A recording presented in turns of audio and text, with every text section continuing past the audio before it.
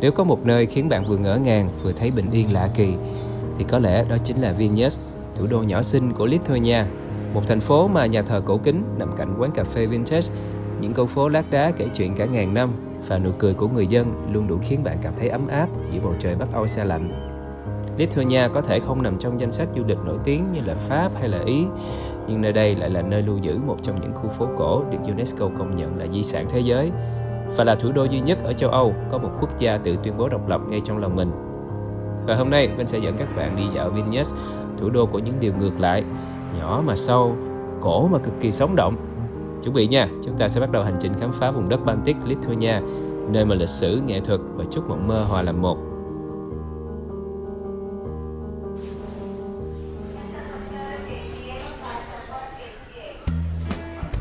Mỗi hành trình trở lại châu Âu với Vinh luôn là một cuộc hẹn với ký ức và cảm xúc. Lần này Vinh đồng hành cùng Turkish Airlines, chuyến bay thẳng từ Hà Nội đến Istanbul, chiếc cầu nối đưa Vinh trở lại mùa thu rực rỡ của châu Âu. Hơn 10 giờ bay nghe có vẻ dài, nhưng thật ra là 10 giờ nghỉ ngơi thì đúng hơn. Khoang thương gia của Turkish Airlines mở ra một không gian riêng tư, tinh tế, ghế ngồi rộng rãi, có thể ngả phẳng thành giường, đủ cho bạn ngủ trọn một giấc sâu giữa tầng mây. Mỗi chi tiết đều được chăm chút, từ ánh sáng dịu, màn hình giải trí đầy phim và nhạc, cho đến tấm chăn mềm có hương thơm rất kiểu Turkish. Và có lẽ điều khiến Vinh ấn tượng nhất là bếp trưởng trên chuyến bay, với chiếc mũ cao và đồng phục trắng như trong một nhà hàng 5 sao giữa bầu trời. Anh ta đi qua từng hàng ghế, trò chuyện, mời món trong thực đơn tinh tế, hương vị đậm chất Địa Trung Hải, kết hợp cùng phong cách phục vụ ân cần và thân thiện của đội ngũ tiếp viên. Mọi thứ hòa quyện, biến chuyến bay dài thành một trải nghiệm du hành sang trọng và đầy cảm xúc. Hành trình không chỉ là điểm đến mà là khoảnh khắc ta được nâng niu ngay từ khi cất cánh. Nào bây giờ mời đoàn mình di chuyển cùng Quang Minh Passport tiếp tục hành trình đón mùa thu Bắc Âu vùng Baltic nha.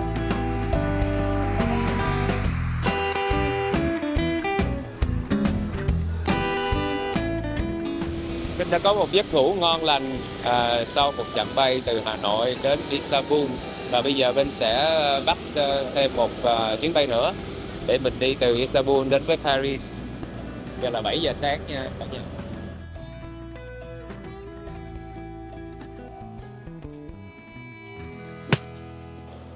Ta-da! Vinh đã đến Vilnius của nước Lithuania. Mọi người ơi, năm nay thì Vinh đã có rất là nhiều dịp để đi châu Âu. Vinh đi mùa xuân, mùa hè và bây giờ là mình đi luôn mùa thu. Rất là có duyên với châu Âu năm nay. Đợt này thì Vinh sẽ đi những nước Baltic là Lithuania, Estonia, Latvia. Vinh thấy những cái nước này rất là đặc biệt, chưa có nhiều thông tin cho nên là Vinh rất là muốn khám phá. Từ Paris Vinh bay qua đến đây là gần 3 tiếng đồng hồ. Bay chuyến khuya ghê, Vinh tới đây là gần 2 giờ sáng rồi. Đợt này Vinh đi là đầu mùa thu, thời tiết lạnh, rất là đẹp, lá vàng, lá đỏ. Và ở trong châu Âu á, thì từ Paris Vinh đi qua đây không có qua hải quan nha. Mình cầm visa Schengen rồi là mình đi thoải mái ở trong châu Âu. Không biết tại sao là Vinh đi từ Paris á, xong rồi bay chuyến bay qua tới đây là không có qua hải quan, chỉ có làm thủ tục check-in rồi security. Và đây là sân bay Vilnius, mọi người thấy không? Vinh chưa bao giờ đi đến sân bay nào mà có cảm giác như là mình đang đi vào bảo tàng vậy. Đây là chỗ tòa cũ, bởi vì khi mà đi thì mình sẽ đi ở tòa mới, nhưng mà Vinh thích quá. Những cái hoa văn, những cái chi tiết ở đây rất là đẹp. Vilnius, thủ đô của Lithuania nha. Bây giờ mình sẽ chờ tài xế xong rồi đi về khách sạn. Trễ quá rồi, 2-3 giờ sáng rồi. Hơi mệt nhưng mà thấy rất là phấn khích bởi vì mình được đi một quốc gia mới.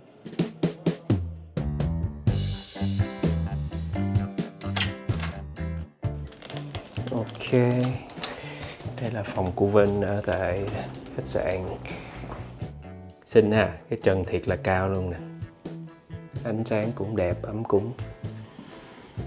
Cái này là view nhìn xuống phố chính luôn, con đường chính.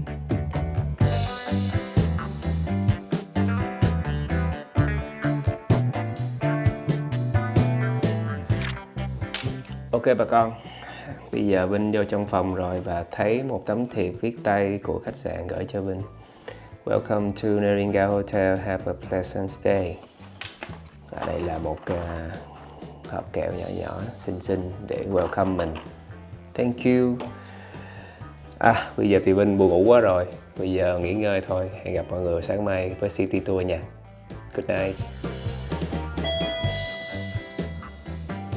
Good morning. Sau một đêm ngủ nghe sạc pin thì bây giờ Vinh thức dậy xuống ăn sáng khách sạn rất là đẹp nè.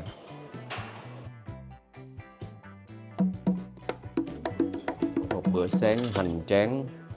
Vinh khá là thích đồ ăn đây, đơn giản nhưng mà rất là đầy đủ dinh dưỡng cho một bữa sáng nha. Khách sạn thì Vinh thấy là mỗi góc đều là một nét nghệ thuật. Ví dụ như chỗ ngồi ăn sáng này mình tưởng tượng như đang ngồi trong một nhà hát vậy đó.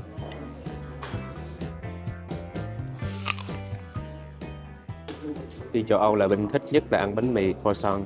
Nó mềm vừa xốp vừa thơm, vừa hơi béo béo chút xíu nữa.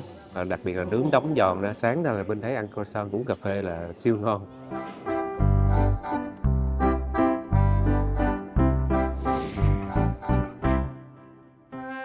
Và đây là con đường chính vào buổi sáng. Bây giờ Vinh đi là 10 giờ sáng, khá là vắng vẻ. Con đường chính này mình thấy những nhà hàng, cà phê nè, shopping và nhà hát. Ở Vilnius thì có rất là nhiều nhà hát và đặc biệt là vào mùa thu, mùa đông là cái thời điểm mà người dân ở đây họ đi vào nhà hát thưởng thức những chương trình nghệ thuật là nhiều nhất, bởi vì giá cả nó cũng sẽ tốt hơn và trời lạnh mà, cho nên là cái cảm giác đi vào trong nhà để thưởng thức nghệ thuật thì nó cũng thích hơn. Phương tiện di chuyển chính ở đây mọi người nên đi bằng app công nghệ như là Uber hay là Bolt nha. Thành phố thì rất là nhỏ xinh, cho nên phương tiện công cộng thì cũng không có nhiều như là những cái thành phố lớn khác. Navesan là một cái dạng kiosk, những cái siêu thị mini nhỏ nhỏ như kiểu 7-Eleven bên châu Á mình đó. Thì cái này là thương hiệu local ở đây ha, Navesan. Và một cái điều mà Vinh thích ở Vilnius nữa là rất là sạch sẽ, không có ai xả rác hết, không có hút thuốc ở đây nha. Hút thuốc ở trong nhà là hoàn toàn là cấm, và ở ngoài trời thì cũng cấm luôn. Chỉ có được những cái khu mà hút thuốc riêng á, thì sẽ có thông báo và những quyển bản hiệu để các bạn vào đó hút thuốc, còn không là mình hút ở ngoài đường sẽ bị phạt rất là nhiều tiền, có thể lên đến 150 euro. Cho nên mình có thể gọi đây là một thành phố xanh ha. Họ rất là ý thức và giữ gìn môi trường, thích ghê. Vinh thích đi theo nhiều nước mới, bởi vì Pháp, Ý, Tây Ban Nha thì Vinh đã quay vlog khá nhiều rồi, cho nên Vinh rất là hào hứng để đi những nước khác, khám phá những thành phố nhỏ nhỏ khác. Vinh cũng rất là thích, bởi vì mỗi nơi đều cũng sẽ có những cái nét riêng. Đây là cờ quốc gia của Lithuania, 3 màu, màu đỏ, màu xanh lá cây, màu vàng. Lá cây vàng mà ngay mặt mình luôn. Mùa thu đây rồi. Mình lại thấy một nhà hát nữa. Cứ vài bước là có một nhà hát. Nhà hát đây thì bên hỏi thì họ nói là diễn kịch, diễn những cái vở drama. Wow, cảm giác thích ơi là thích. Rất là thoải mái, yên bình. Marisa, so this is early autumn. We in the middle of autumn here. No, early. Just start. Just started. Yeah. Và bây giờ tháng 10 là ở đây mới bắt đầu mùa thu thôi. Mùa thu ở đây sẽ dài tới tháng 12 lần. Tháng 12 trở đi thì mới là mùa đông. Lạnh vậy mình tưởng là đã giữa mùa thu rồi. Ai về chỉ mới chớm thu thôi. Mình thấy mấy cái màu lá cây là mê rồi ha. Mọi người ơi. Mình đang tiến về phía nhà thờ trung tâm ở cuối con đường chính đây. Wow. Đẹp nha. Ok nha.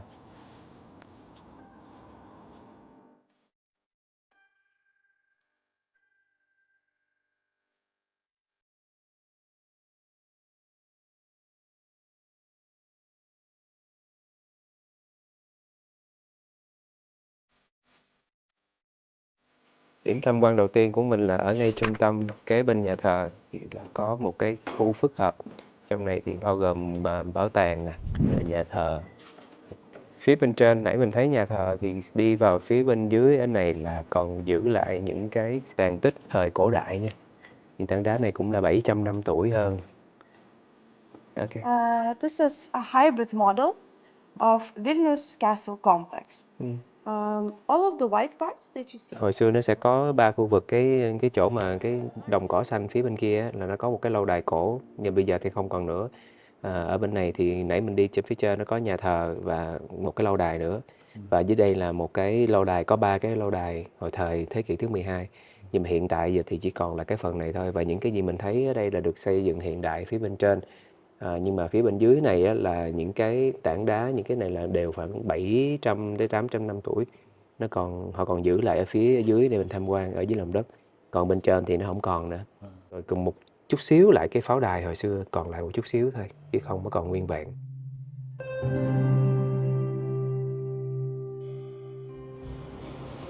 Cánh cửa thời xưa nhỏ xíu như vậy nha mọi người. Mình hỏi nhỏ như vậy tại sao lại nhỏ, mình kiểu mình phải chui vào, thì họ nói là bởi vì đây là xứ lạnh cho nên là trong nhà thường họ sẽ sưởi ấm, đốt lửa, cho nên là cánh cửa những cái xung quanh nó phải nhỏ thì để giữ cái hơi ấm nó nhiều hơn trong nhà. Đây là thùng rác cổ đại đó. Nơi mà chất thải lại rác rồi bỏ là đi qua đây. Nãy mình nói về cái đó là cái giếng cổ đại. Và đây là cái hệ thống nước lọc cũng thời cổ đại luôn, thế kỷ thứ 16. Xuống đến tầng hầm, cảm giác đầu tiên là như bước ngược về thế kỷ thứ 14 vậy. Không gian ở đây được giữ nguyên cấu trúc gốc mà các nhà khảo cổ tìm thấy, như là nền móng, tường thành, cột đá thật từ thời Trung Cổ, còn in nguyên dấu vết của từng viên gạch, từng lớp đất. Khi Lithuania bắt đầu phục dựng cung điện, họ đã mất hơn 20 năm khai quật khu vực này, phát hiện ra rất là nhiều hiện vật, từ mảnh gốm, tiền xu, đồ kim loại, đến dấu vết bếp và giếng cổ, từng dùng trong sinh hoạt cung đình. Những mảng tường gạch thô, vòm đá cổ và nền lát cũ ở đây chính là phần duy nhất còn lại từ cung điện nguyên bản hơn 600 năm trước.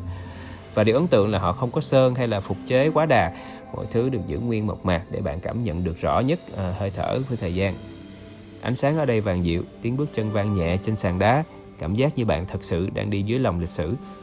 Sau khi đi hết khu khảo cổ này, bạn sẽ hiểu vì sao người Lithuania gọi nơi đây là trái tim hồi sinh của Vilnius.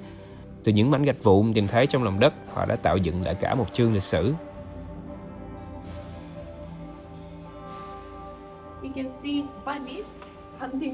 Fireplace, mình dịch sao cho nó sát nghĩa tiếng Việt ta?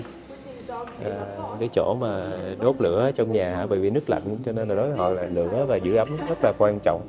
Và mọi người thấy là những cái ống khói hay là cái chỗ mà đốt lửa mà được trang trí bởi những cái gạch sứ như thế này hả? Làm rất là tinh tế, tỉ mỉ luôn, trang trí hết cỡ luôn rồi đó.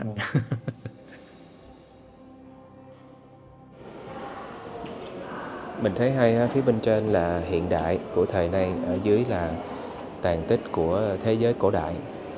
Và mình nghĩ đó là cái điều rất là quan trọng, bởi vì mình phải gìn giữ đến tận bây giờ lịch sử và di sản của quốc gia.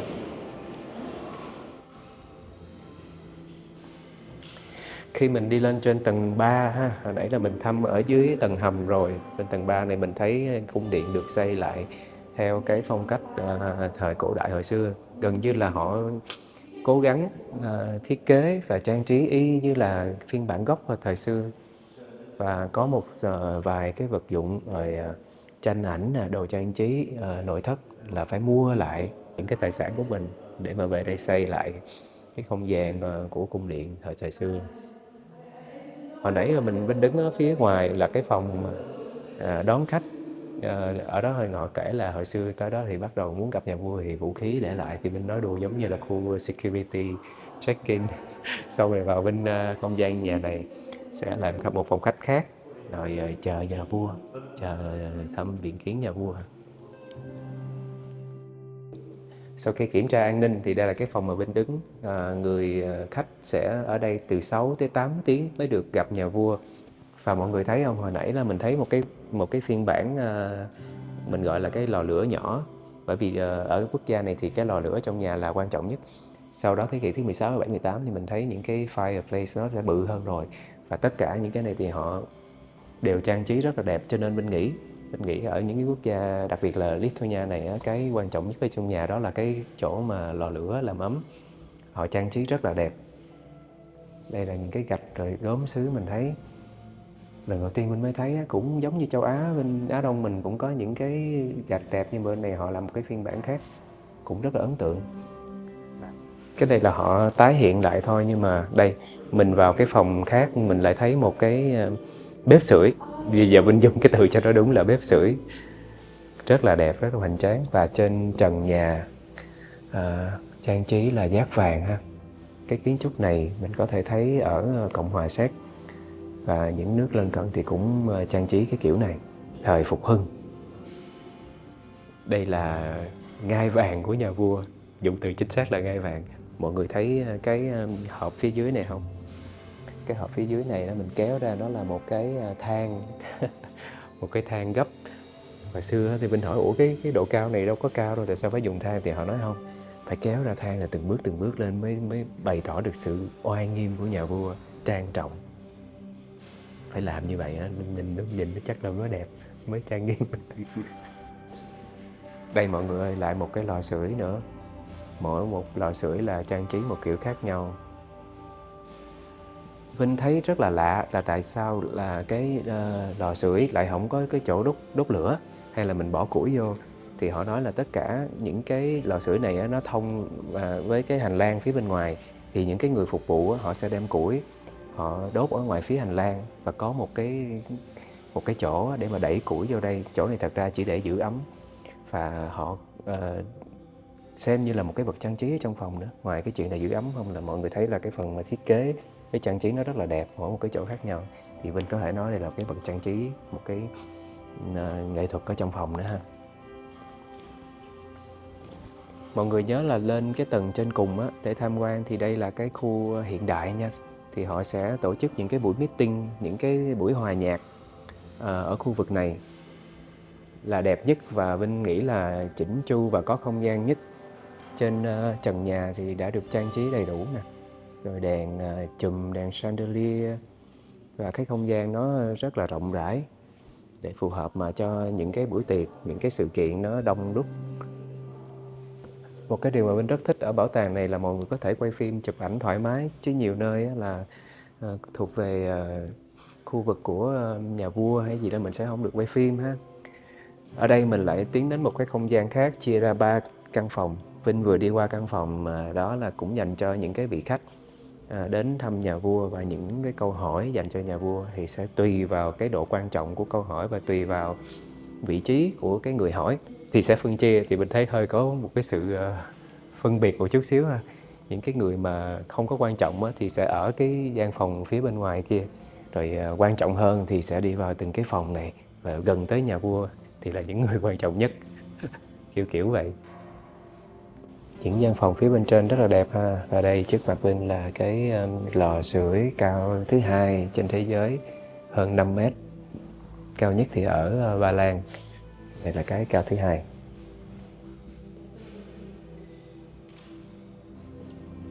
Mình tới phòng của vua này nè, vẫn là ấn tượng nhất ha, màu đỏ kiểu Baroque, quá đẹp. Ở trong cung điện nhà vua thì có khoảng 160 bức tranh gọi là tapestry, này là thảm treo tường. Thì một cái bức như vậy thì rất là đắt tiền nha. Cô hướng dẫn viên cô nói là một bức như vậy thôi là khoảng 35 kg vàng, rất là nặng ha, và rất là đắt tiền. Đây là mình đi vào phòng nghỉ của nhà vua rồi. Hồi thời xưa nam nữ ở riêng ha, khu vực mình đang đi là của nhà vua, còn phụ nữ thì sẽ ở một cái khu khác. Xin mời cả nhà chiêm ngưỡng kho báu của nhà vua. Hoàng tử, công chúa đồ.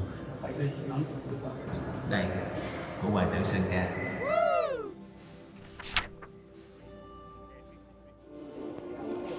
Từ phía nhà thờ và bảo tàng mình sẽ đi về con đường gọi là đường Castle để tiến về khu vực Old Town.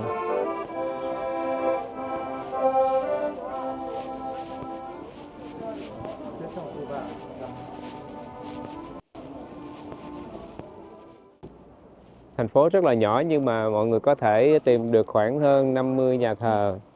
Và Vinh đang đứng trước một nhà thờ rất là đẹp luôn. Wow, khung cảnh mùa thu.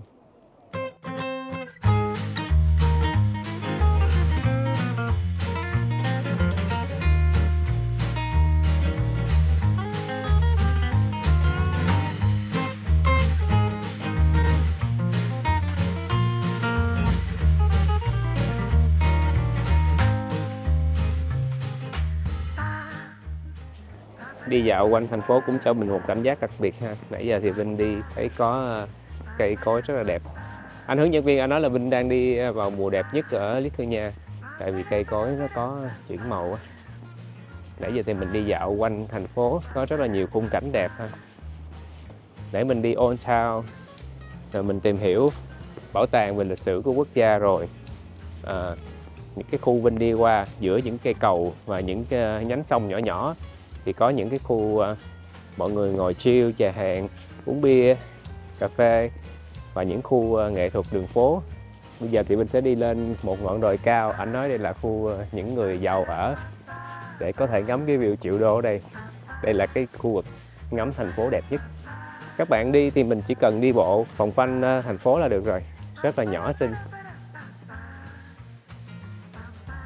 Hôm nay anh tour guide của Vinh, ảnh cho Vinh biết được một điều rất là mới mẻ. Tại vì trên đường Vinh đi tham quan phố cổ bị mưa, cái ảnh bật cái app lên, ảnh xem xung quanh có chiếc xe nào đậu sẵn, thì ảnh vào ảnh lái luôn rồi chở Vinh đi bằng tham quan bằng ô tô.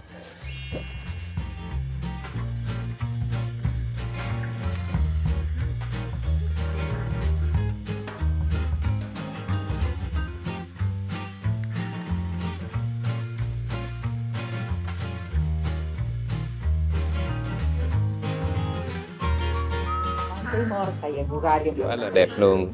Đây là phần starter cheese với lại thịt khô kết, thịt nguội rất là đặc biệt, và có cái món lỗ tai heo này mình thấy cũng khá là khác biệt so với những nơi khác ha.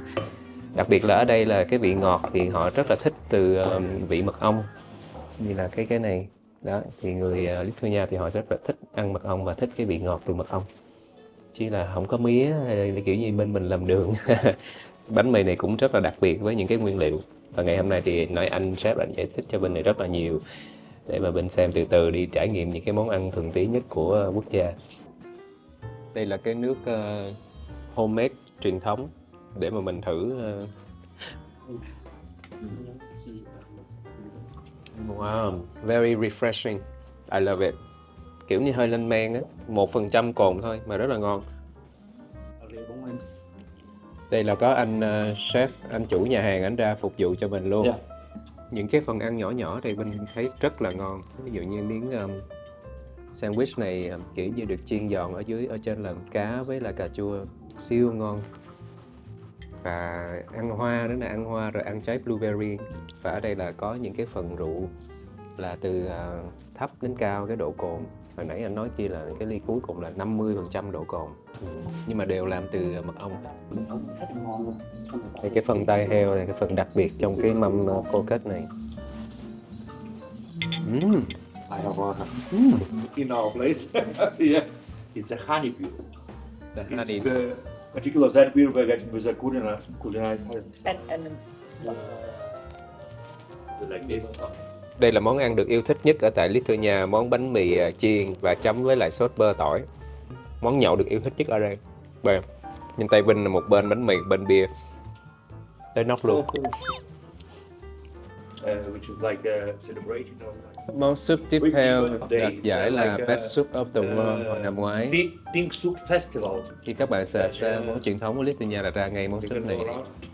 Món súp này có khoai tây kế bên, dịch ra là soup and potato on the side. Khoai tây bên hông. Cái món súp hồng này bên mê quá, nó là dạng súp lạnh, da ua và trứng ở đây. Nhưng mà ăn vào cảm giác rất là mát. Và đây là cái món gọi là best seller của mùa hè. Mọi người xem cái màu hồng như thế này là bên nghĩ trời ơi, rất là cưng, rất là lạ. Và hồi đầu thì Vinh hơi sợ và hơi e dè, nghĩ là đồ ăn ở đây hay là châu Âu rồi đặc biệt những cái nước lạ lạ này sẽ khó ăn. Nhưng mà nãy giờ Vinh ăn món nào cũng ngon hết. Chắc là Vinh do Vinh đi với cái tour của cái người local ở đây dẫn Vinh ăn ở nhà hàng ở đây rất là ngon. Và các bạn, nếu mà các bạn đến về Lithuania thì mình phải đến cái nhà hàng này là mình cảm thấy đồ ăn truyền thống ở đây đặc biệt rất là ngon và rất là thuần túy, những cái vị vô cùng ngon một cách ngạc nhiên. Ăn đây, trời ơi, ăn một cái màu hồng mọi người ơi, đẹp quá, it's so pinky.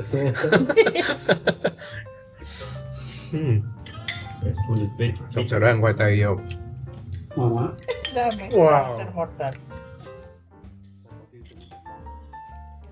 cái món này mình thấy nó rất là đặc biệt. Khoai tây nhưng mà nhìn như là món bánh đúc của Việt Nam. Cũng mình nghĩ là rất là giống, về thịt xung quanh và có cái sour cream kế bên. Ăn chung với lại rau và trộn kem, trộn mọi thứ vô ăn. Mình thấy là một cái phiên bản bánh đúc mà của trời Tây.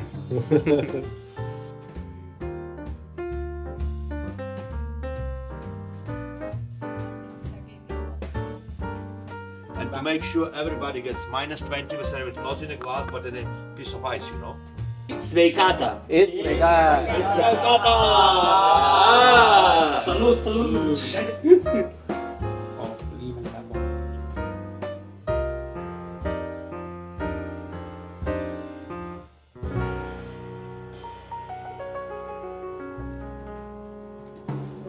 Mình đang tiến về phía cầu Trắng, một trong 3 cây cầu nổi tiếng nhất ở tại thủ đô. Và mình sẽ đi qua phía bên kia là có shopping mall. Nãy giờ thì mình đã xem phố cổ và đi xung quanh khu vực trung tâm rồi ha. Mình sẽ đi qua cái khu mới này, coi nhịp sống hiện đại như thế nào. So với những nước mà Vinh đã quay ở các tập trước ở lại châu Âu thì mọi người thấy Vilnius như thế nào? Vinh thì thấy rất là hay ho, có những cái nét riêng, rất là yên bình. Nhịp sống có vẻ chậm và không có gì bận rộn hối hả hết. Vinh rất là thích cái không khí này. Cái cầu Vinh đang đi cũng là cầu dành cho người đi bộ, tên là cây cầu Trắng nè. Và cảnh mà Vinh nhìn xuống mọi người xem, siêu đẹp luôn.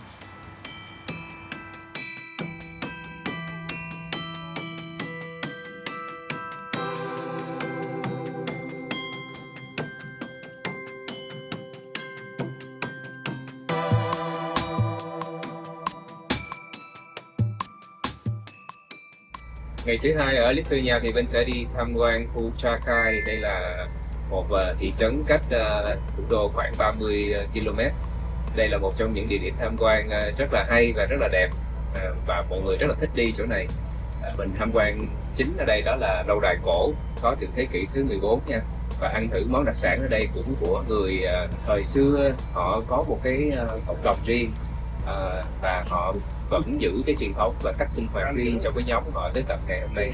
Nghe rất là huyền bí và rất là hấp dẫn ha. Lát hồi mình sẽ thử cái đó sau, nhưng mà trước tiên thì mình sẽ mua vé để lên tàu, và tàu này thì sẽ đi vòng quanh hồ để mình ngắm lâu đài ở đây. Khung cảnh ở đây đẹp nhất sẽ là mình nghĩ là mùa thu, còn mùa hè thì không khí mát mẻ hơn, ấm hơn, thì người ta sẽ đi đông hơn. Riêng thì mùa thu thì mình đi thì thời tiết nó đẹp, nhưng có lá vàng lá đỏ nhưng mà nó hơi lạnh một chút. Còn mùa đông, đặc biệt là mùa đông thì ở đây hồ nước sẽ trắng xóa hết, đóng băng hoàn toàn, cho nên là những cái thời điểm khác nhau thì các bạn cũng sẽ có những cái trải nghiệm khác nhau.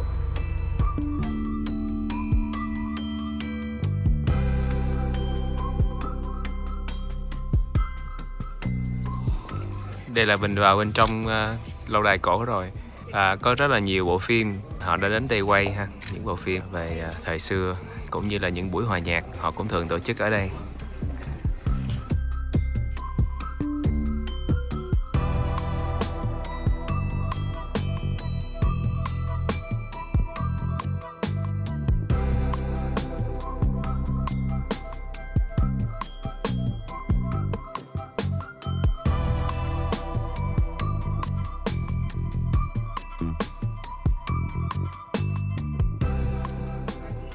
Đang ở một nhà hàng địa phương ha, và đồ ăn ở đây rất là đặc biệt. Chỉ riêng cái vùng này thôi, và những món ăn truyền thống của người bản địa ở đây. Và món rượu này là anh sếp chủ quán mời, anh kia là nhất định phải thử.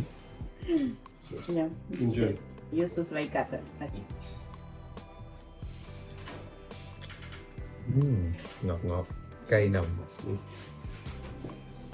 Kiểu như thời tiết lạnh đó, mình vào trong này xong rồi mình ngồi xuống và thưởng thức nhâm nhi thì rất là vui. Cảm thấy đói bụng liền luôn đó. Đây, mọi người có thể thấy cái cảnh signature rất là đẹp của hồ ở đây, Trakai. Nãy giờ mình đi tham quan rồi đó. Đây là nhà hàng, xong rồi họ có lịch sử và những cái câu chuyện xung quanh và những cái món ăn truyền thống ở đây để mình tham khảo ha. Rất là hay, cho nên các bạn nếu có dịp đến đây thì mình đi ngắm cảnh xong thì mình thử những cái món ăn ở đây.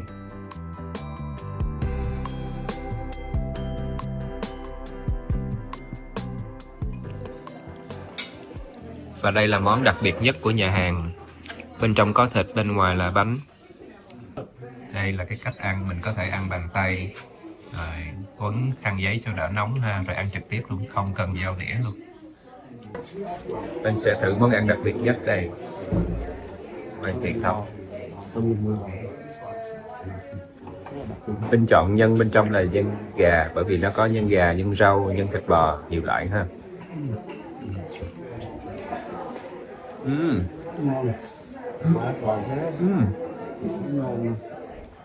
Bên thì thấy giống bánh atiso. Không phải atiso. Gì so quên rồi. Patiso. Patiso. Giống cái món patiso.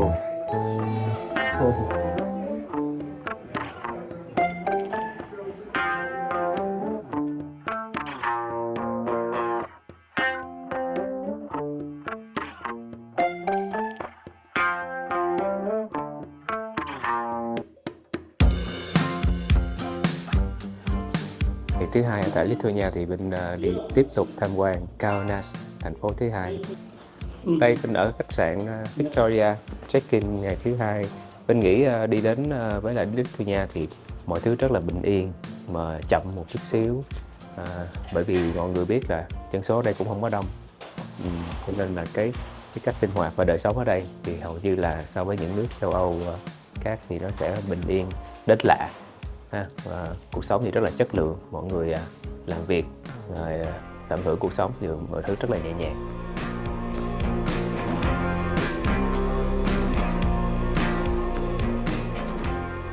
Thì khách sạn của Vinh đi bộ khoảng 15 phút thôi mình sẽ đến tham quan bảo tàng. Kaunas là thành phố lớn thứ hai của Lithuania sau Vilnius. Đường phố vắng vẻ, cho nên là Vinh nghĩ đến với du lịch của Lithuania thì mình sẽ rất là phù hợp với các bạn thích sự yên tĩnh, không ồn ào.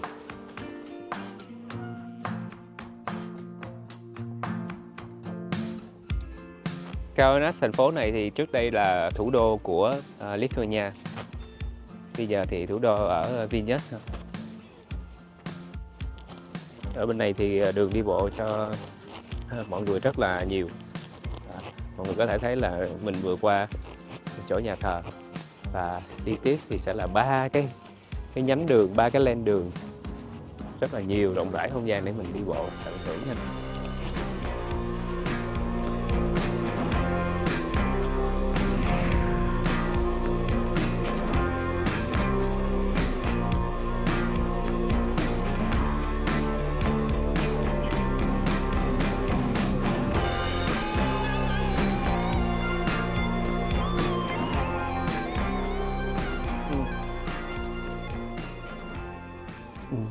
Mình sẽ tham quan bảo tàng quan trọng nhất ở tại thành phố này là hồi nãy cái tên đọc rất là khó, chắc Vinh khó đọc lại ha. Mikalojus Konstantinas Čiurlionis, đó tên của ông. Đó, ông là nghệ sĩ rất là nổi tiếng và là một biểu tượng về nghệ thuật của Lithuania. Và đây là cái hành trình mà ông vẽ từ lúc còn nhỏ cho tới lớn. Những bức tranh kết hợp giữa âm nhạc, nghệ thuật và thiên nhiên, tất cả mọi thứ. Cái đó là cái nét riêng của ông. Ví dụ, đây là ông vẽ về cái chết nhưng mà sẽ luôn luôn hướng về ánh sáng.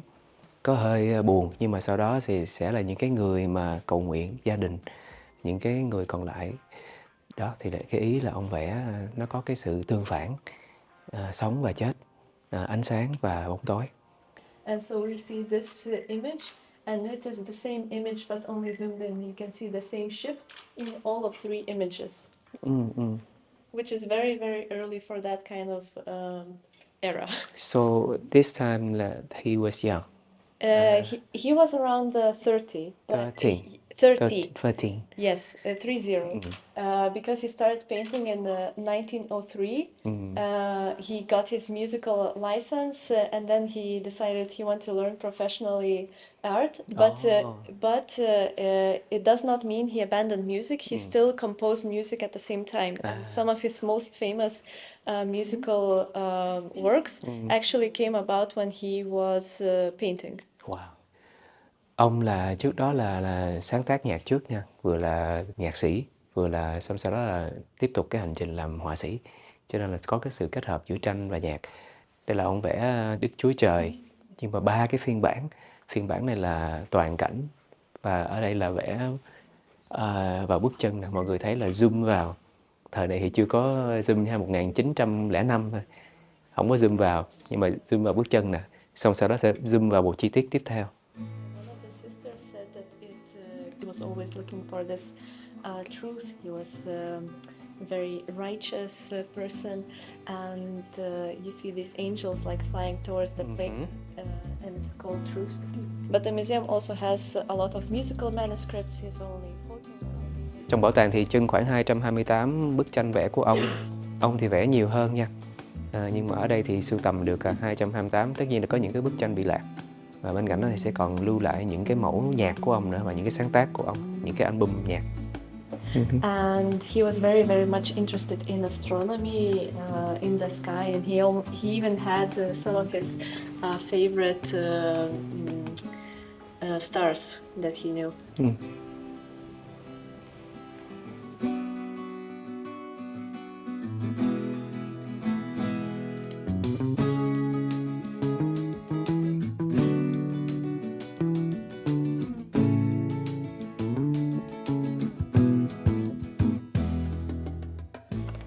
Có một cái game để mình thử hoàn thiện bức tranh giống như bên trên nha.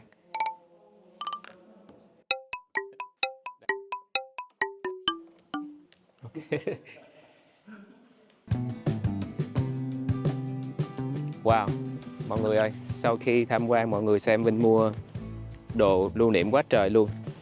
Souvenir rất là đẹp, rất là hay. Và Vinh nghĩ đây là một địa điểm quan trọng khi mình đi đến thành phố Kaunas này để xem bộ sưu tập của ông. Chulanro gì đó tên của ông. Hồi nãy là tên 4 chữ dài quá, nhưng mà các bạn nhớ nha, Vinh recommend mọi người nhất định phải đến đây tham quan. Với những bạn mà yêu nghệ thuật âm nhạc, thơ văn thì Vinh nghĩ chỗ này là các bạn sẽ lạc lối luôn. Vinh rất là thích cái chỗ này. Bây giờ mình sẽ tiếp tục đi tham quan thành phố.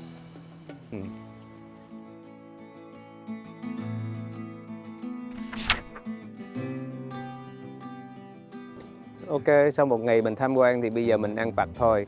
Đây là một địa điểm cũng khá là hidden, là một cái tip dành cho các bạn nha, khi mình đến với lại Kaunas. Thử chiếc bánh huyền thoại này. Tiệm này thì bà ngoại bán thì cũng khoảng 50 năm rồi. Và đây là một khám phá bất ngờ của Vinh, nghe nói rất là ngon nha. Người địa phương chỉ cho Vinh.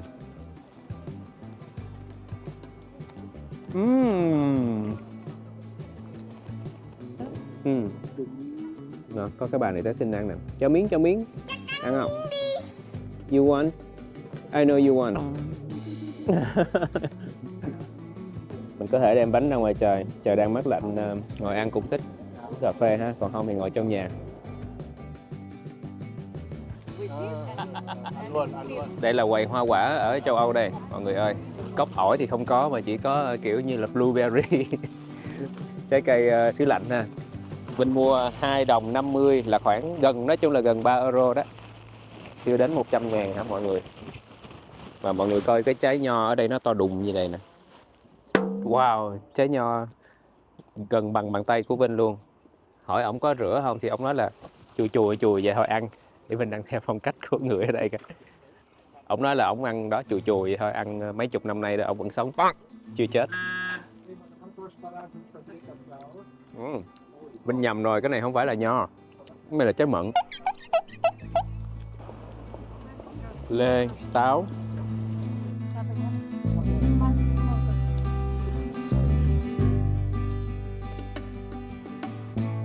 Sau nửa ngày Vinh đi tham quan ở tại thành phố Kaunas thì Vinh thấy đây là một thành phố có thể nói là rất là nghệ thuật. Nhiều phòng tranh ảnh, nhà hát, rạp chiếu phim. Và những cái con đường chính hồi nãy giờ Vinh đi á, rất là nhiều trường đại học, trung học, tiểu học, đầy đủ các ngành nghề nha.